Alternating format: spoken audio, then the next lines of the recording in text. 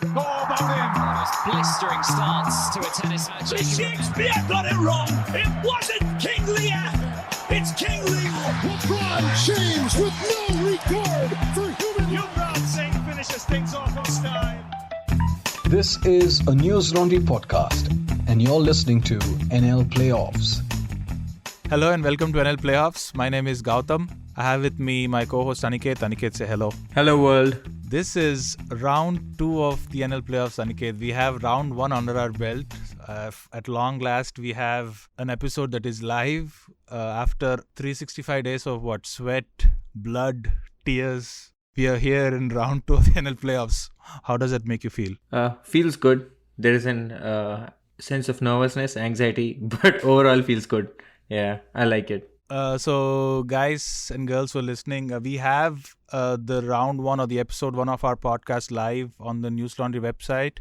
We also have it on the News Laundry YouTube page. We also have it on Spotify, as producer Amin, who's producing this podcast, just told us. So please do check it out. Any feedback is welcome. I've actually read some, I know you also did the same thing, Aniketh. We actually went through some feedback that we got. One of the predominant comments that I saw was that we were covering just one sport a lot, which was football last time. So I think, I know what I thought about it, because I think our aim, as we said last time also, was to cover 1 or 2 sports at the most every week and cover them in as much detail as we can, instead of covering many sports in the same week, because given our obligations and schedules and whatnot, it's going to be tough for us to first follow all the sports every week or every 2 weeks. No, I agree with you. And this is by design. And this is where we extend a request to the subscribers and listeners to reach out to us. Because we are not experts in every sport that is actually played out there. So feel free to reach out if you play a rare sport, unique sport. Even if you're interested to share any knowledge, trivia, reach out to us. And we'd love to have you here and spread your knowledge to the world. Yes, guys, please do write to us, as we alluded to last week as well, or the last episode as well. We want this to be as subscriber-driven as possible, as that's how me and Aniketh met, through the subscribers group on WhatsApp for News Laundry. So please do write to us at contact@newslaundry.com.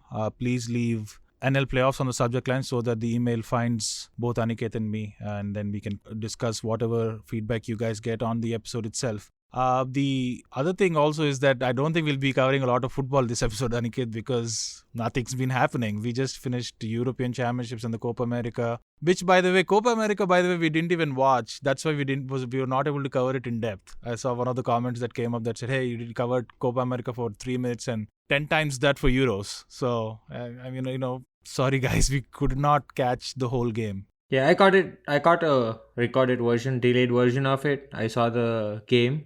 But then again, we just decided, it was a decision we made, right, to stick to Euros. But next time we're going to split it even, Stevens, and see how it goes. And before we go to the headlines, today is 27th of July, and we record this at about 10 p.m. Central Time in USA. So the Olympics are still going on. So we are going to stay as close to track as possible with tracking the events that are actually happening right now. So with that, let's get into the headlines, Gautam. Let's do it. Cool. So we'll start with a brief introduction on, we said we won't go into football, so we'll just give the headlines. So Messi finally stays in Barcelona, at least that's how it seems like. They're doing a lot to keep him there. I'm sure it's going to be worth it being a Messi fan, but I hope he wins something. And then Manchester United. By the way, before the listeners think, sorry Aniketh, before the listeners think we are not going to cover the Olympics at all, guys, just so that you know, we are going to cover the Olympics the most during this episode. We just left it to the end of the headline so that we can use that as a launching pad for the Olympics to come. Just an FYI, we'll have the time codes on the episode notes as well. Yeah, thanks for that, Gautam. Yeah, so football, Manchester United actually signed Jadon Sancho and Rafael Varane, which is super interesting. Crystal Palace gets a new manager in Arsenal legend Patrick Vieira. So that's on the football front. In cricket... By the way, Aniketh, I don't know if you have noticed this. I'm wearing a Dortmund t-shirt. That's just as a sign of respect for Dortmund for giving us Jadon Sancho. I'm a Manchester United supporter. As Manchester United scum, as somebody called us on the comments page on YouTube, by the way. Yeah. So I did see your jersey, the Gautam. Yeah. And it looks good. So diving back into the headlines, we have cricket. So India plays Sri Lanka. So they won the ODI series and the first T20. The second gets postponed due to COVID. I think Krunal Pandya has contacted COVID-19, the SARS-CoV-19 virus. So that's causing delays, I believe. Yes. Then there is also something you told me about, I didn't know, was that there is a 100-ball cricket format coming up in England. So from 60 overs to 50 to 2020, and now we come to 100 balls. So I don't know where this is going, but you want to talk a little bit about this, Gautam? I know you're not a big fan of the shortest format of the game, as they call this, Aniketh, but yeah, it's called the 100. It's something that the ECB, the England Cricket Board, has come up with. It's just a play on the T20 format. Essentially what it is that instead of overs and runs, this is balls and runs. So it's 100 balls per innings. Whoever scores the most runs wins. The fielding side can change ends after every 10 balls. So that's like a change of over. But every bowler can deliver either 5 or 10 consecutive balls, depending on what the captain wants it to be. So it's like a 5-ball over, if you can call it, instead of a 6-ball over. And then each bowler can bowl a maximum of 20 balls per match. So it's 4 overs in T20. This is 20 balls in the 100 format, where the bowlers get to bowl 20 balls. The power play is for 25 balls instead of the 6 overs, that is 36 balls in T20 cricket. So I did watch a little bit of the highlights, Aniketh. I found the women's 100 much more interesting because they're playing the women's as well as the men's tournaments in parallel. I found the women's more interesting because Smriti Mandhana and Jemima Rodriguez are just killing it. I saw Smriti Mandhana highlights today. She made like a crisp half century. I know you've seen her play too, right, Aniket? She's such a graceful player to watch. She was hitting the big shots and also those finesse strokes through the leg side and offside. This is pretty good. And Jemima Rodriguez scored 92, I believe, in very quick time and won the game for her side. So it was really exciting. So you should catch the YouTube highlights. It's on there, Aniket. I'm just saying. Yeah. I think you'll like it. I'm going to catch the highlights, but I'm surprised. Like in 100-ball games, these guys are hitting like 92s and 50s. That's like, wow. That's wow. Yeah. It's like T20, right? T20 has like centuries and stuff, but yeah, Jemima Rodriguez was really good. 92. I think she got 92 I don't remember exactly how many balls she got in, but she made those runs really quickly. Yeah, the cynic in me says like T20 didn't do enough damage to this sport. We are coming to a 100-ball format. No, I'm kidding. I've not seen any of the games, so I don't know. But I'm excited to see what happens. So anyways, from cricket, we move on, briefly touch upon the Formula 1 season. So we'll delve a little deeper to the end of the podcast. But the Silverstone Grand Prix happened. The season's heating up and it's exciting. So the next Hungarian Grand Prix is coming up at the Hungaroring in Hungary. So we'll talk about that at the end of the podcast. But there's also the NBA Finals, Gautam, which was clinched by the Milwaukee Bucks. And I'm sure we're going to get to this after the Olympics, where we'll dive deeper because it definitely needs a deeper dive. Yeah, we'll talk about this a little bit more, Aniket, because this time it was a very weird season. It was 2 unpredictable teams that made it to the finals in the form of Phoenix Suns and the Milwaukee Bucks. So Milwaukee Bucks ended up winning it. So we'll talk more about it towards the end of the podcast after we discuss the Olympics. For sure. And now to the main event, the spectacle, or also as it's called, the pinnacle of sports.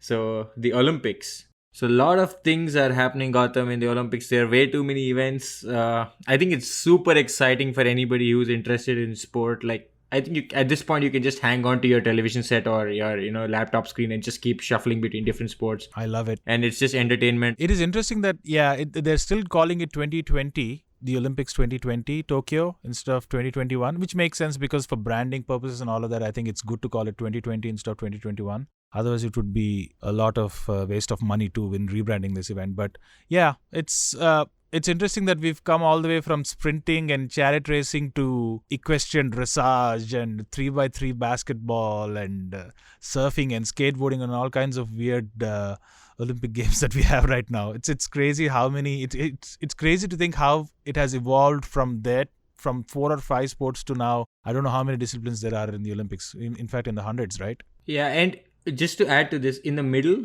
the human race stopped on something called live pigeon shooting. So they used to actually release pigeons and shoot them.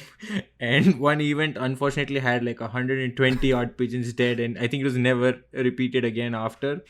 But just a trivia I found on the internet. But that being said, so India is in the Olympics. We have a pretty good contingent. mixed emotions rolling out right now from the Olympics, Gautam. Things happening, expectations being met, not being met. So, do you want to take this from here and tell us what's happening? Well, yeah, the big news coming from an Indian point of view is that in the weightlifting 49 kilogram division, Mirabai Chanu from Manipur in the 49 kilogram division won the silver for us, which is very exciting. I did not catch this live because of where we are, especially, when we're in America and it's in Japan. It's such a hard time zone for us to watch anything live. And also being in America, they don't show all of the Indian disciplines, which sucks. But Mirabai Chanu won the silver medal in the 49 kilogram division. She lifted a total of 202 kilograms. She did, because weightlifting has two disciplines or two categories, if you can call it. One is the snatch and the other one is the clean and jerk. So she lifted a total of 202 kilograms combined in both of the categories. I think she had a successful lift of 115 kilograms in the clean and jerk. So I know you caught the highlights like me, Aniketh. What did you think of it? Oh, I loved it. It was just so good so early in the Olympics to actually see an Indian getting the medal. It was nice. And I remember, if my memory serves me right, the last Indian person to weightlift and win was Karnam Malleshwari. So I think... Karnam Malleshwari, Vizag's very own. Yes. So I remember I have good memories of that time as well. So Karnam Malleshwari, and now we have Mirabai Chanu. So awesome work to her, kudos, and she's making us proud. It's the first silver medal. I sincerely hope there are more to come. There have been a couple of disappointments along the way. We'll talk about them, but I sincerely hope there are more to come because there is hope. Yeah, and I think the Mirabai Chanu medal did not come out of the blue either. She's not, I don't think she was an underdog, because if you look at her record, she actually holds a world record in the clean and jerk category. I think she lifted 119 kilograms in the clean and jerk in the Asian Games last year in 2020. So it's not as if she is like an underdog or a novice. She came in possibly as one of the favorites. So yeah, in 2020 Asian Weightlifting Championships in Tashkent, Iran, for all the history buffs out there, that's where I think Lal Bahadur Shastri died, in Tashkent back in the day.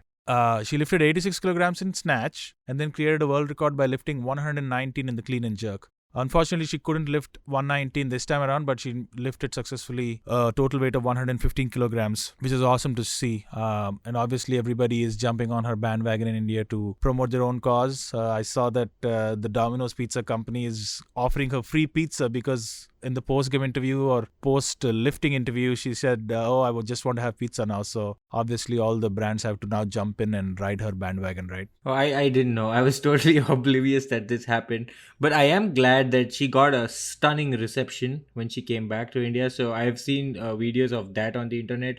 So India's welcomed her with arms wide open, and we definitely should, because she's made us proud. So Rajvardhan Singh Rathore takes us to the women's and shooting. So there's men's and women's 10-meter shooting that's going on. So I don't know if you caught any of that. I was not able to catch any of that. I was just reading online. So we have Manu Bhaker, who actually was very promising prospect, but I think in her individual event she had a malfunction. So there was some problem in her gun circuit, and there was a loss of 15 minutes that she had. She and her coach had to go back and stuff, and unfortunately after that she didn't progress onto the next round. So you want to add something to that, Gautam? But a lot of experts did comment on that. Yes, this was the 10-meter air pistol event. A lot of experts online, I looked at her, I read up on the stuff. A lot of the experts online said she did very well to actually come back from that malfunction, because they had to fix the gun and repair it, and then she lost 15 valuable minutes. 15 minutes is a lot of time in these events. So to come back and actually perform in some capacity was really good. Obviously, it was just unlucky, and just the rub of the green didn't go her way, but there's always next time. Yeah, and similarly, Saurav Chaudhary was on the men's 10-meter air pistol as well, and he had a complete off day. So I could get some sneak peeks onto some highlights and stuff, and it seemed like I was reading what experts were saying. He seemed to have an off day on the firing range that day. Yeah, I mean, I think the shooting ones, both of these air pistol categories were the ones that India were hoping to get a few medals this time around, because they were fully prepared. I think they had a lot of good backing and sponsorship as well. But unfortunately, sometimes it comes down to who does well on that given day at that particular moment. So if anything goes slightly off, the competition is so high sometimes that it's really hard to cope with it. You just have to get everything correct. Yeah, and shooting is a game all about focus, concentration, and it's being in rhythm. Yeah, but both of them came together as a team for the mixed 10-meter air rifle event Gotham, and they actually set a very good first qualification score. So they topped the charts in the stage one, but unfortunately they couldn't pass the second qualification stage because they were seventh in that round. So that's unfortunate. Yeah. By the way, before we move on, can I we are just following some live scores because as we are recording this, PV Sindhu is playing her round of 16, I believe, against NY Chung of China. This is still group play stage, guys. So she actually won 21-9 and 21-16 in straight games. So that is a really good sign. PV Sindhu is definitely a medal contender this time around too. So hopefully she goes far, man. Yeah, go girl. More power to her. I think she's awesome. So she's serious. And even though there's no Carolina Marin this time, I think she has a good chance. But I think even with her in the circuit, I think PV Sindhu is always a good contender because she's a solid game. And also I'm biased and a big fan. So yeah. Yeah. Hopefully she goes far. And then Gautam. So now we're coming to team sports. Hockey. What do you want to tell us about hockey? So the last match that India played was against Spain. I think they won 3-0 quite convincingly. This is even better win than what the score suggests, mainly because the previous game before they played Spain, they played Australia and they just got demolished 7-1, I think, right? Yeah, 7-1 was the score at the end. So to shrug that away and come back and win against Spain so convincingly 3-0, and the current Indian team is not known for their defense as such, to not concede any goals or at the same time scoring 3 was just a welcome sign. I think they're in the second. There's two pools, Pool A and Pool B, and then the second place in the Pool A. Pool A's leader is obviously Australia. They won 3 out of 3. But hopefully they make it through to the knockouts or to the next stage. I think it's group of 16 and then quarters, semi-finals and the finals. India is not a bad team at all this time. The men's hockey team is 4th in the world is what I read. So there is some big news coming out of just world Olympics in general. I just want to talk about Simone Biles, who's considered to be the greatest of all time when it comes to gymnastics. And there's a reason she's called the greatest of all time because she literally has, Aniketh, she has 4 moves named after her. There's different maneuvers, gymnastic maneuvers that are named after her.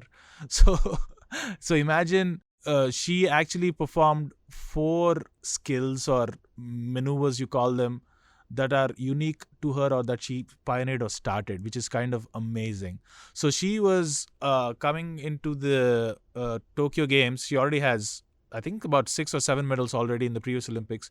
Coming into these games, she was obviously the hot favorite. In the team gymnastics, I was watching some of her highlights. No, actually watching her live on Saturday.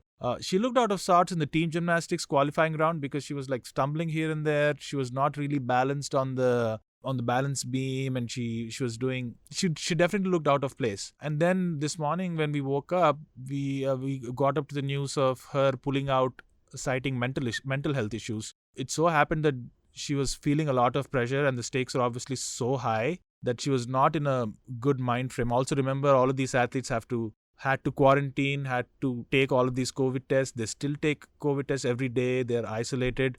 It's not an easy task to perform at the highest level. And also consider that there are no crowd supporting and nothing. This is just playing in empty stadiums, right? It has taken a toll. Obviously, we saw that the whole of last year too, right? Where we saw all of the football matches being played in empty stadiums. We saw cricketers speaking out saying isolation is such a hard thing to do and quarantining is so hard just when you are, kind of imprisoned within the 4 walls. So I think eventually she made the right decision pulling out of the finals of the team gymnastics because she knew that for her team to have the best chance to win a medal, it was best for her to pull out and for somebody else to step in and make better the chances of winning a medal. I think because she was so out of place that she felt like she couldn't give her best. Yeah, and it came as a big surprise, right? And this is something very close to me, and I want to talk about it in more detail. Is mental health and how it actually affects.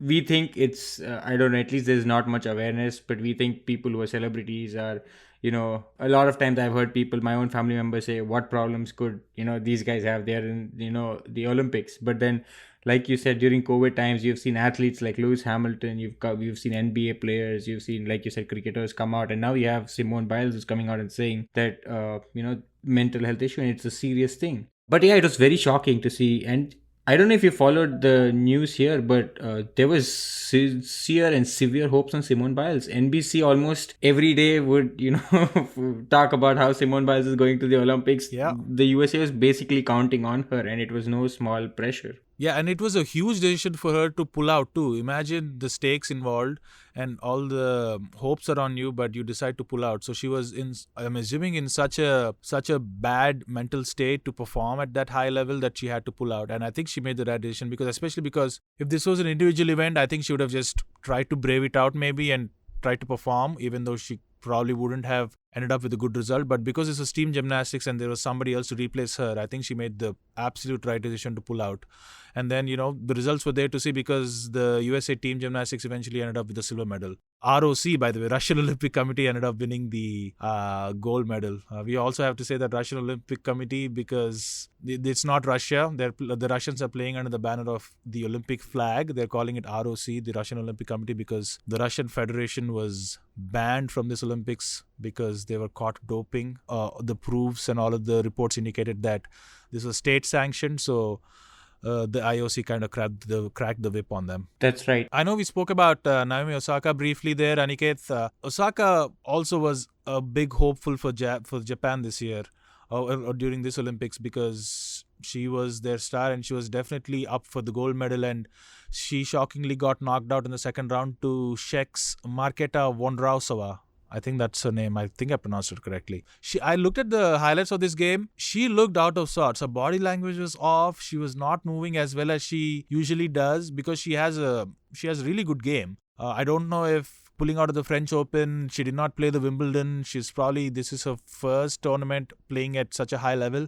I don't know if that had any effect, or just the raw side of things where you're not used to the pace. After 6 months of not playing high level tennis might have had an effect on her, but it was really surprising to see how she played. She got knocked out in straight sets. That's right, and I have nothing more to add. I just can add that I saw even her post-match interviews, and she said that she's upset every time she loses, but she said this has got to hurt the most because she's at home, she's in front of her home fans, and yeah, it's tough. But I think that's the the beauty of sport. I think it has these crests and troughs. So you're at one phase of your life, you're at the top, and then eventually, I think no athlete gets away without going through those bottom lonely times. So yeah, but it was shocking to see Naomi Osaka. I to be very honest, thought she was going to take the medal home this time. Well, I stand wrong. So yeah, but the Norwegian women's beach handball team was actually fined 1,500 euros by the European Beach Handball Federation, and they were fined for improper clothing. So when you say improper clothing, you think they were putting some message through, they were doing something wrong, but apparently their shorts were too long. Overexposure sometimes is what sometimes the athletes get called out for, right? Sometimes. Yeah, overexposure, but here their shorts were too long. And this has rightly been condemned by the pop star Pink and even the tennis legend Billie Jean King, and there's only one word for this. It's, sexism. And the men actually play in tank top and shorts, but the women were I think the uniform is a bikini bottom. That's how the uniform is classified. And then they were wearing shorts, so they were fine. And bizarre. I mean, I don't know what to say apart from guys, what were that committee thinking?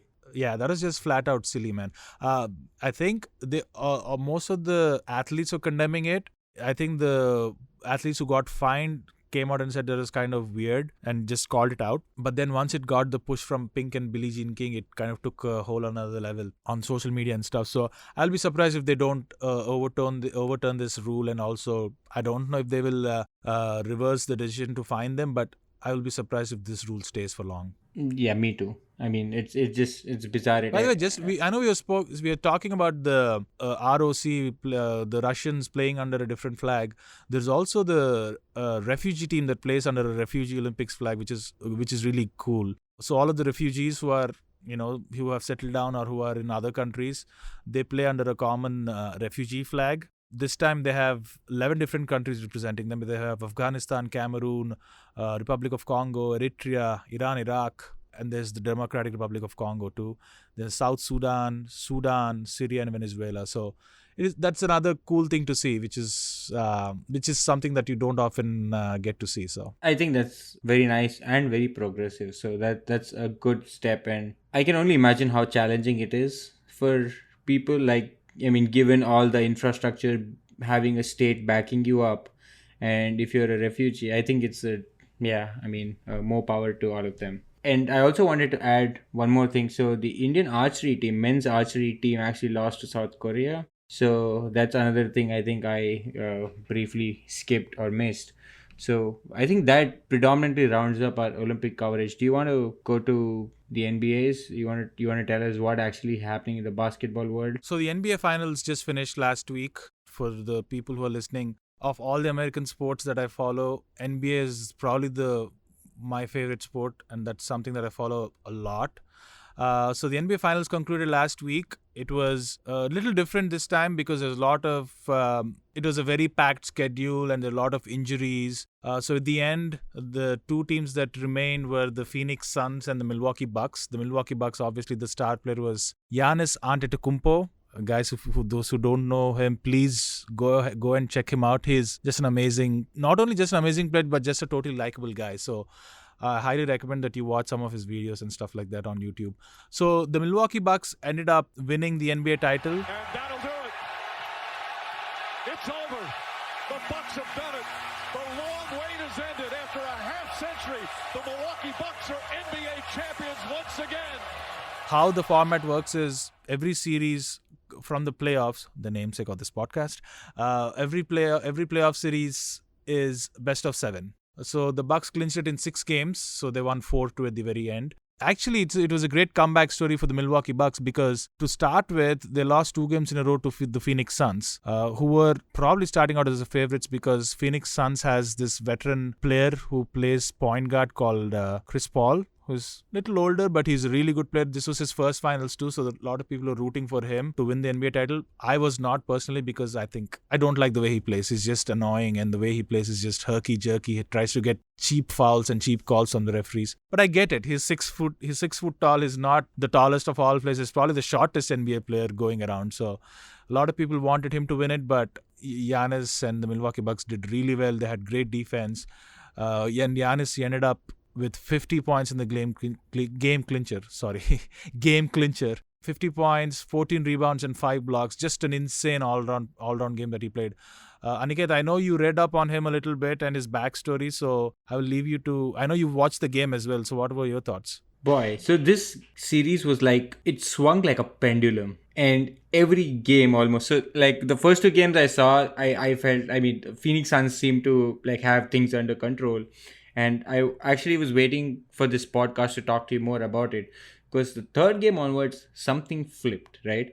So here's the thing. So Giannis Antetokounmpo, who is this legend of a man. I'm totally stuck by his awesomeness, actually. So for lack of better word. And he's also affectionately called the Greek Freak. So what a guy. But you could see that even in the first 2 games, he actually put on some form of a show. But then the Milwaukee Bucks lost. What flipped Gowtham in the 3rd game onwards where the Bucks just went after it? What was it from your opinion? Because I was trying to delve deeper into analyzing what exactly happened there. So in all these series, what happens is once the playoffs begin, because it's best of 7, there is time for teams to figure each other out, right? Because it's best of 7, so you have to win 4 games for sure. And out of those 4 games, at a minimum, you'll get at least 2 games at home. So which is obviously you have that home court advantage. The main thing is because there's so much time to figure it out, teams make all of these adjustments mid-series, right? So once they went down by 2 games, the Bucks lost the first 2 games and they went back home to play Milwaukee. The next 2 games were in Milwaukee. Simple adjustments.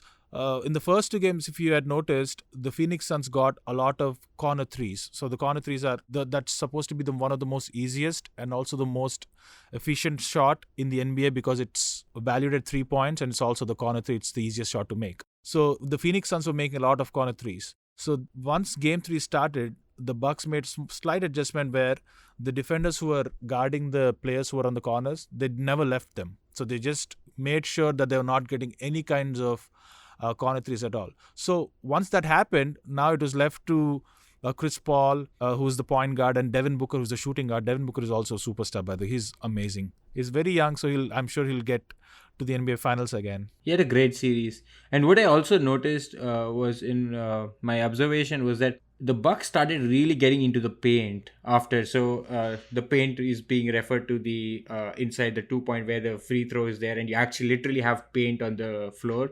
So a lot of their third game onwards, you could see a lot of the action that the Bucks were taking was sending it into the Phoenix Suns 2 point area in the paint, and like a lot of the layups and alley-oops were coming into play. So that was something I noticed. Yeah, exactly. As well. And exactly. They played to Giannis' strengths, right? That is his game. He's like Shaq. I know a lot of listeners probably remember Shaq and how dominant he was inside the paint, right? He was just, if he was near the basket, he was dunking it. So Giannis is like that, but just more lean and more athletic and more, dare I say, more just quicker than Shaq. So they're playing to what they can best do. So they maximize Giannis' potential. So they made sure that he gets the ball in the paint every time so that he was dunking everywhere. And then they took out the Phoenix Suns corner threes. So they were left with making all of these mid-range shots or tougher 3-point shots. And the Bucks have a really good perimeter defense. This is one guy called Jrue Holiday, who is like a lights out defender. So it's called full court press. So he was like guarding Chris Paul, who was the main point guard on the other side, Phoenix Suns. He was guarding him full court. So once he got the ball at the end of the other court, he was guarding him from that point for the whole game. That's what happened in game 4. That's what happened in game 5. So it's easy to tire the opposition player out if you're just guarding him so strongly. So there are a lot of these factors, which is very fascinating, because I know we spoke about Gareth Southgate and Mancini last time, where how it's mostly strategic in nature. The game is played on the bench in the technical areas versus actual players. It is like that because with the advent of analytics, with the advent of real-time video, real-time numbers that you get, people figure teams out now very quickly. So it's very, very easy to make those adjustments. And once you make those adjustments, it becomes easy for you. So Bucks were just the better team. They made the better adjustments. Talent-wise too, I think the Bucks were stronger on paper than the Phoenix Suns. Phoenix Suns were a little inexperienced. Their bench strength was not as deep as the Milwaukee Bucks. But it was the Giannis show from game 3, man. I mean, game 1 and game 2, Giannis was lights out. But beginning game 3, he was just a beast. He's only, by the way, he's the third player in NBA history, along with a certain Michael Jordan and Hakeem Olajuwon of the Houston Rockets back in the day, a fellow Nigerian too, by the way, to win a regular season MVP. So he was the most valuable player. Giannis won it 2 times. He won the Finals MVP. So this time Giannis won the Finals MVP. And then he was also the Defensive Player of the Year. He also has that award to his name. So is one of 3 in NBA history. And if your name is paired along with Michael Jordan, you're doing something right. Oh, for sure. And also to add to what you said, he also scored 50 points in the final game, and he literally took the Bucks home. Like, he's such a leader. Like, if you saw on timeouts and when he was actually talking during, the breaks between the quarters, you could see him, stand up. His team was actually sitting down, and this dude stands up and he's telling his team of what they're capable of and why they should show up on the court. And it was just so inspirational. And we mentioned this, but we didn't go too deep into this, is that his background from Nigeria. So he has such an amazing story, Giannis Antetokounmpo, who's also called the Greek Freak, by the way. So he's son of Nigerian parents, and they had moved to Greece. And he was apparently stateless for the first 18 years of his life. So because he was an immigrant, it's almost like I think refugee would not be the right word, but you're in Greece but not accepted by the country as a citizen. So he was literally stateless for the first 18 years of his life. And then he moved to, obviously he got his Greek citizenship later in 2013. And then he moved to the NBA in his 2013 draft. And from there on, there has been no looking back for him, Gowtham. In 2013, he got the Greek citizenship only because the Greek government realized that he was going into the NBA. Otherwise, I don't think they were even considering him giving a citizenship. Now that they've realized that there is this Greek the guy from Greece going into America and making a name for himself. Then they decided to give him the citizenship. So that's how things work sometimes. So in 2013, when he was drafted number 15th overall. So that means that he was a mid-round pick. So that tells you that he was not really valued highly as much. So if you are picked number 15 typically, and over a period of, let's say you play for 10 years, and you end up in those 10 years, if you are a regular in a team, be it from the bench or be it starting, that means that that player has done really well. Now Giannis coming in at the 15th pick, his first year, I think he was 6'9" or something. So in the next year, he grew 3 or 4 inches, right? So all of a sudden he has this growth spike. And then he's now what, 7'1" or 7 foot. And then he also, because he had better food here, better nutrition in the States, and there's all these fitness coaches and dietitians and nutritionists and all of those guys, he developed a great body. Now, if you see him now, it's almost like you're watching a Terminator villain or something. It's unbelievable what his body has become. He's chiseled now. He's big. He's strong. If he runs at you, you should probably hold on to your dear life, because he dribbles the ball and just comes barreling towards you, and some of the defenders try to take a charge and they stand no chance. So that growth spike really helped him, and then once he got that growth spike and once he got the body, he was almost unstoppable. We spoke about Shaq recently. He is like Shaq. Speaking of Shaq, Giannis now is only the second player in league history to post 3 games of 40 plus points and 10 plus rebounds in an NBA final series. Now, Shaq did it in 2000. That was first of the Lakers three-peat. They won in 2000, 2001 and 2002. Those 3 years of Shaq was just chef's kiss. People had no clue how to guard or play Shaq. So, yeah, Giannis became like Shaq, man.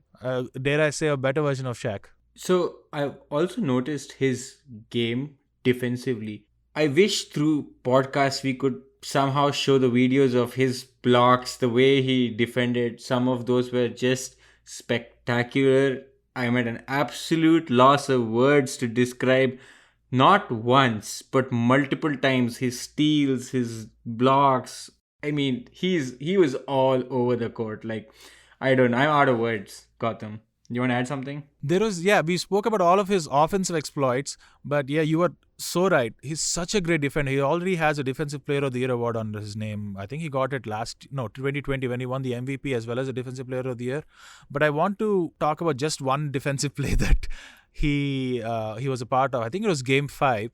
Devin Booker, who we just spoke about, Giannis was guarding him, and then Booker was in the paint and threw a lob to the Phoenix Suns center, DeAndre Ayton, right? He just lobbed it. So all DeAndre Ayton had to do was just catch the lob and dunk it in, because he was right by the basket. Now, Giannis was guarding Devin Booker, and as soon as he saw the lob in real time, so the lob was up in the air, he realized that DeAndre Ayton was right there by the basket. He recovers, goes back, and as DeAndre Ayton is dunking the ball, he recovers and blocks it immediately. I think the reaction time was 1.2 or 1.3 seconds. I saw that ESPN posted that. Just an unbelievable play. In real time, when I watched it, I had my mouth open to see actually what he did. It was amazing. While you're talking, my head was like bobbing up and down because I knew what you were talking about, and it just took me back to that memory, and I'd seen that live, and it was insane. Yeah, the way he stopped that shot. Well, I mean, I think I can take another podcast talking about Giannis Antetokounmpo for the guy he is, but I think you want to add something more to this, Gautham. So I think this was a great NBA Finals. As I said, we will have some occasions in the future where we will probably go back in time and cover some really cool NBA games. If there are NBA watchers listening to this, please write to us and give us some feedback as to what did you make of the NBA Finals. So please do write to us at contact@newslaundry.com. With the subject of NL playoffs, so it reaches us. Yes, please. But yeah, I think that was about it for the NBA Finals. Aniketh, thank you for that. But I think what we should briefly touch upon now is do some Formula One, because things went down at the British Grand Prix in Silverstone last week. Oh, it was hell of a race, Gautham. So just to give context to folks listening to this, Formula One was in Britain. So it was the Silverstone circuit, which is home to the current world champion Lewis Hamilton. And the fight for championship this year has been pushed to the limit between Lewis Hamilton and Max Verstappen. So Lewis Hamilton is an all-time great who's matched Michael Schumacher's record of 7 world championships. And competing with him is this promising upcoming youngster, the Dutch youngster, Max Verstappen, who drives for Red Bull Racing. And currently Max, at the age of 23, I think he's 23 years old, is actually leading the world championship. He was leading before Silverstone by 33 points. So there was some significant gap there. And in Silverstone, this time it was a little bit more special because the Formula One has changed the way you qualify. So previously you actually do a fast lap around, it's called a hot lap around the track, and see who's the fastest. And based on that, you start first, second, third, so on. But this time, instead of that, there was a 100-kilometer race. So it was a small race. It's called a sprint race, which was actually introduced for the first time in Formula One, which Lewis started from the front and Max was second, but Max Verstappen ended up winning that sprint race. So in the main feature race, which is the main race, which is I think 52 odd laps, Max was P1 and Lewis Hamilton was P2, and you could see them battle it out, Gowtham, right from the time the lights went off. Yeah, so once the lights went out, there was definitely, because Silverstone is considered to be one of the fastest circuits going around, right? So I think there was this one corner that everybody was keeping an eye on called the Cox corner. Did I say it right? It's COPS, Cops. Okay, Cops corner. So yeah, it was bound to happen at some point, I think, but it was a very aggressive opening to the Grand Prix. And once they went to that corner, you could see them jockeying for positions. At one point, Verstappen was ahead. At another point, Hamilton was ahead. And then they came into that Cops corner, and then their wheels came in touch, and Max Verstappen ended up going into the gravel and hitting some tires, and then Hamilton went into the lead. What do you make of that? So just to give context, Verstappen was basically shunted into the wall, and the accelerometers on his car noted that the impact was actually 51 Gs. So basically on impact, his body weight that he was multiplied times 51, that's the impact he felt on that crash. It was insane. I mean, the racing was crazy. I think both. So I think it was a time where Hamilton knew he couldn't back off. He was at home. He was trailing by 33 points, which is actually a pretty big margin. So, and he had to, win. And Verstappen is this young, aggressive guy who has a very aggressive driving style. So this situation was there earlier this year too, because the competition is so tight. Mercedes have been having it very easy so far, but this year Red Bull is like really pushing them to the limit. So there was a time in the previous Grand Prix as well this year where Hamilton actually backed off, because I think he's a more experienced driver. But I think this time, just the way circumstances were, he was trailing, and previously he had not much to lose, not much on the line. Plus, given that he was at home, I think none of the players backed off. And there was some crazy crash that actually happened, which eventually led to what is called a red flag. So the race was partially suspended just for the safety of the driver. I mean, who had a serious impact. He was taken to the hospital, and it was a pretty dangerous crash. And Hamilton ended up getting a 10-second penalty, right? That's right. And so what happened was, after the red flag, Hamilton, for his for the mistake he made or whatever. I mean, I'm still torn about who was at fault here. I think it was a racing incident, and when I say that, I don't mean no one was at fault. I mean, both of them were at fault, but Hamilton a little bit more. And so rightly so, he was penalized 10 seconds, which gave the lead to Scuderia Ferrari's young driver, Charles Leclerc, who was actually leading the race. And I was praying for him to win. But Hamilton just had a superior car, and Charles couldn't hold.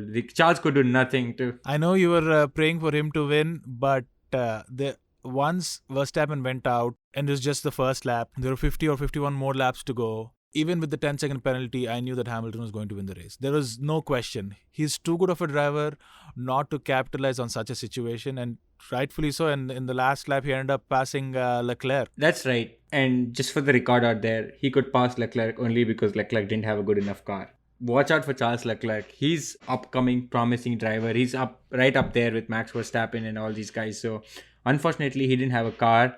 But with that being said, Hamilton did get very, very lucky in this race. So the fact that he got out of this crash without significant damage, and Mercedes have clarified that he actually had damage, but because of the red flag when the race got suspended, they could fix his car.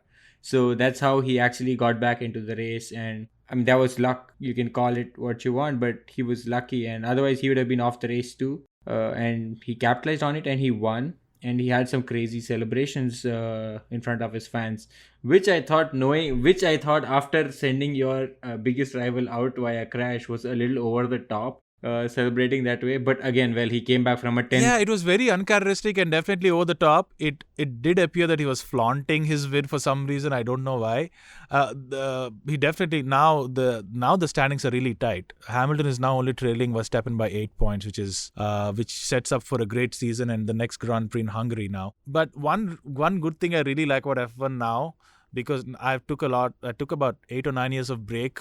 I watched a lot of Formula 1 back in the day, but I could not watch Formula 1 once I moved to the States. But now I'm watching quite a bit of it. The one really cool change that I really love is just the transparency, right? You can listen to everything that's going on in the paddock, in the control center, what the driver is saying to the team principal, what the team principal is saying to I want to call him the race supervisor, whoever the supervisor guy is. It's amazing. So as soon as the collision happens, Verstappen goes out. He's from Red Bull. So Red Bull team principal immediately, Christian Horner, is on the phone or on the radio talking to the race supervisor saying, hey, look, man, Hamilton did this. It's totally his fault.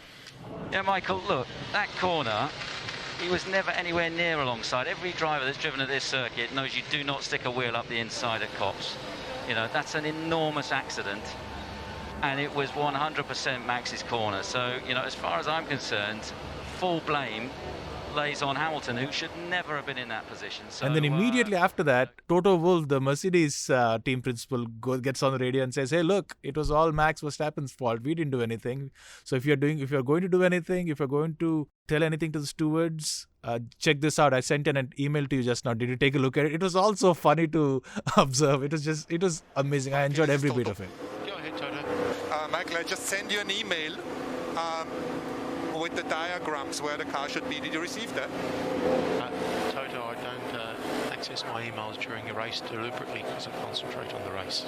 Yeah, then you should maybe look at this because there is something with the rules coming up. No problem. I suggest if you want to, Toto, feel free to go upstairs and see the stewards directly. It was hilarious, yeah. Both the team bosses, ranting, going after each other, calling each other names, and it's actually still going on.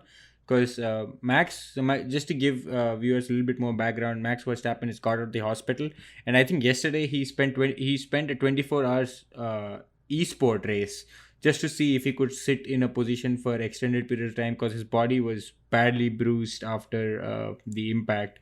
So he seems to be back on track, and it's going to be a crazy weekend, coming weekend in Hungary. I can't wait for the Hungarian Grand Prix coming up, man. It's going to be wild. I know the Red Bull team has again appealed about what happened, so let's see if something comes out of it. But it sets up for a great season. Max Verstappen tweeted out and said he was disappointed by Hamilton's antics and all of his celebrations and all of that. But it's amazing. It's very petty, and I'm here for all of it. I'm just loving it. Absolutely. And I think Nico Rosberg summed it up the best. He says Hamilton knows how to work in the gray areas. So that was, I think, I'm maybe paraphrasing what Nico Rosberg said, but that was his comment on this incident. Like, Hamilton knows how to work in the gray areas. And I mean, he does what he has to win, I guess. He takes a winning attitude. So, well, who are we to judge? But only time will tell. Having said that, Aniketh, I think we should wrap up and go for some recommendations. Right, Gautham. So I have a couple of recommendations to make. So since it's the Olympic fever going on, I wanted to recommend a movie. The movie is called I Am Bolt. And it basically tracks Usain Bolt's journey to the 2016 Rio Olympics. And I think it's a great watch given it's the Olympic time, and I think he's one of the greatest athletes, track and field athletes. When you say athletes, Michael Phelps comes into that realm. So he's one of the greatest track and field athletes, Usain Bolt. So it documents his journey to the Rio 2016 Olympics, his rivalry with Johannes Blake, who was his teammate back in the day from Jamaica, and also with the American sprinters. So I think it's a very good movie. That would be my first recommendation for anyone who's interested to know what Bolt was all about. I think he's a very fun guy. And the other one was an article I read, which is very close to my heart because it's very close to my research. And it's basically talks, the article is by the Scientific American, and it's called How Olympic Tracking Systems Capture Athletic Performances. And they're using a technology from Intel that's called 3D athletic tracking. This is new 5-set camera where the tracking is so intense that they're saying you can actually replicate digital twins. So what that means is you can actually digitally recreate an athlete in a computer to that level of detail using AI, and then you can run that digital athlete through various situations, and the real athlete can actually learn from simulations and other things on how to maybe run in in the rain or in a puddle of mud or when situations are changing. So it's a very fascinating read, and it's an area people are researching in. It's an area I'm interested in. It's called Digital Twins, and it's coming to sport. So science and sport, I thought I wanted to recommend that. I liked how you slid your research bit in there, Aniketh. Just showing off. It's also a part of my research and all of that. Okay, we get it. We are doing a PhD. By the way, you're almost close to completion, so I'm happy for you, really. It's a beautiful. So the only reason I recommend it is it's a beautiful intersection of two things I'm really passionate about. One is science, the other is sport. And when I read it, I was like, I'm going to recommend this. So yeah. From the ultra scientific to the silly when it comes to my recommendations, my recommendation is a TV show called Ted Lasso. It's on Apple TV Plus. If you guys have Apple TV, you should be able to watch this. It's a really fun and quirky show. It has Jason Sudeikis in it. It's just about an American coach who ends up in England and ends up coaching a professional football team. It's really good. It's weird. It's bizarre. It's very, very fun. So I'd highly recommend Ted Lasso. The other recommendation I have is BBC Hard Talk, the podcast that Stephen Saka hosts. Michael Holding, the West Indian great, was on that. He was talking about race and what made him speak up last year when he did on Sky, and also why he did not speak as much about race and racism in sport or in cricket when he played back in the day. So definitely check that out. And my last recommendation is a short documentary film called The Greatest Race. In America, it's on Peacock TV. I'm not sure about where it's available in India. But if you can get your hands on it, please watch The Greatest Race. It's about Michael Phelps' record-winning 8 gold medals in 2012. But this is just about one race. It was a 4x100 meter medley. He was a part of a team of 3 others. Then how they ended up winning it. It's truly a great, well-made documentary. So definitely check that out. You'll find all of those links on our show notes. But before we leave, we must talk about or give an appeal to the subscribers to please subscribe to News Laundry. Me and Aniketh, we definitely believe in what News Laundry does. We just saw the Pegasus news break last week and what implications that has when it comes to media. Please support independent media. Please do subscribe to News Laundry. You can go to newslaundry.com and hit that subscribe button. At a minimum, you can pay $300 a month, which is not much at all. So if you are able to, please do considering subscribing to News Laundry. All the News Laundry podcasts are available on Stitcher, iTunes, and any other podcast platform. Please subscribe to News Laundry. Help us keep news independent. To catch all our podcasts on news, pop culture, current affairs, and sport, visit newslaundry.com. Follow us on Facebook, Twitter, and Instagram, and subscribe to our YouTube channel.